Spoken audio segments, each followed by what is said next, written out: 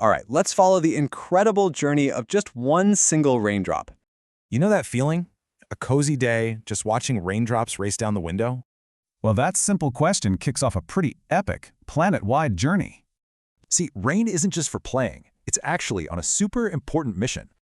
It's all part of this huge, never-ending circle that we call the water cycle. This journey has three main parts: evaporation, condensation, and then precipitation.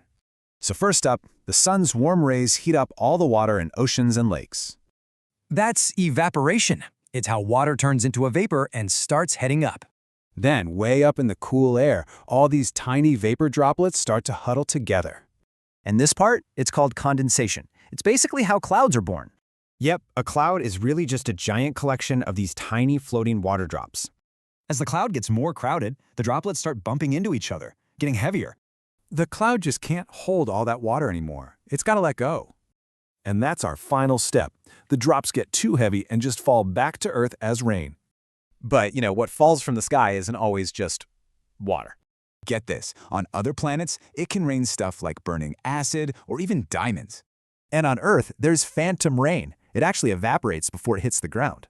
And in some places, it can literally rain animals, like small fish in Honduras. So what about the wettest place on Earth? How much rain does it get?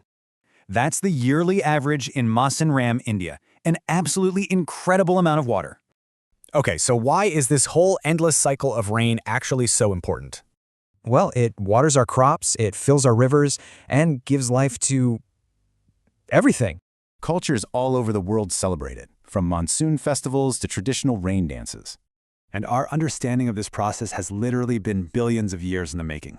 So next time it rains, just think, every single drop is starting its wild journey all over again.